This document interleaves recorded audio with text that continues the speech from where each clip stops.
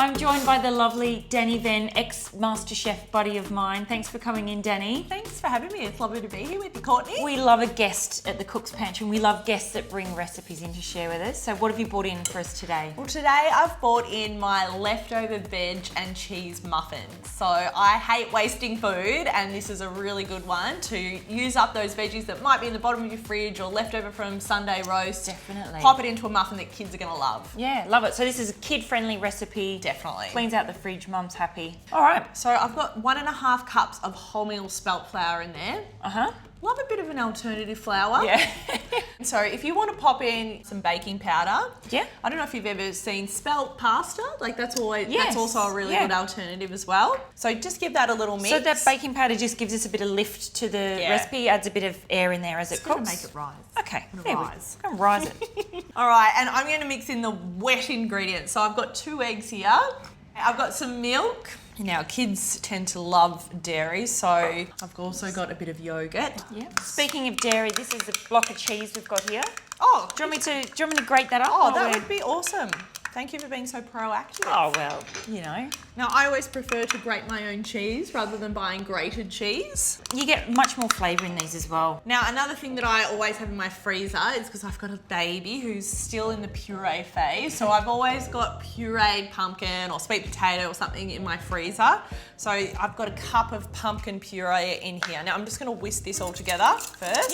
You've got 2 little ones, don't you, Dani? I do. You've kept a busy lady. Oh, so busy. The pumpkin just sweetens these muffins, so you don't have to add any sugars or anything into these. Great way of sneaking. If you can make something into a puree and put it in a recipe, kids are not going to really know that there's chunks of veggies in there that they can pick out. So that's it. Good little mum trick. Yeah, and it has a beautiful colour as well. Yeah. Bring back the flour. The spelt flour with a bit of powder in there. Add these in, the wet into the dry. So this is like a savoury muffin. Yeah, it is savoury, but it's not so savoury that kids aren't going to eat it. Because Harlow, my little girl, when I make these for her, she gobbles them up. She really, really loves them. Right. So on to a winner. I can hand on heart say that kids will like them. If you wanted to use a gluten-free flour, you could potentially use buckwheat flour. Okay, yeah, and there's loads of gluten-free flours available now. Now we're going to stir through last night's leftover veggies.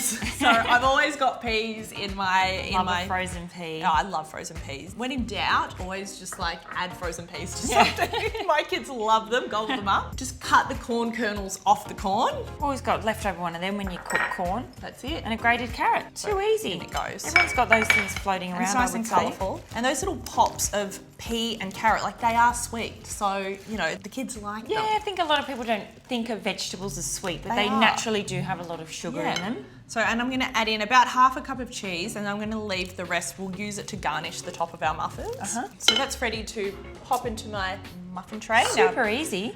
In goes some of our mixture. Now you can leave some of the peas and corn out, and then you could garnish them with that.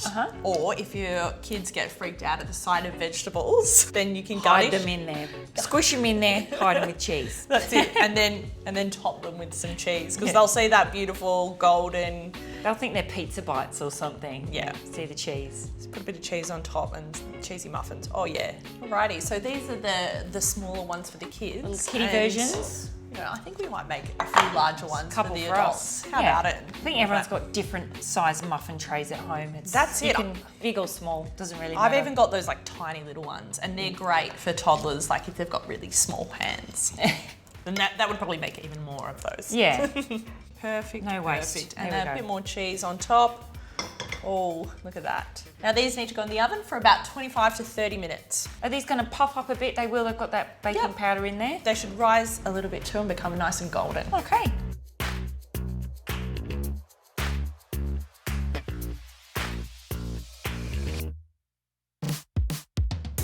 Dani, they've had their, 20 minutes in the oven? Yeah, about that. Smell pretty good, cheesy vegetable goodness. They're nice and golden. Cut one open? Yeah, go for it. Look at that. Great way of sneaking some veggies into the kids. I think so. Bit hot for me to eat, but I'm going to have a crack at this. Dani, thank you so much for bringing in a fantastic recipe. I'm sure all the mums and dads out there are going to give these a crack on the weekend. Thank you so much for having me. I'll be back. Come back again and see us. Cheers, guys.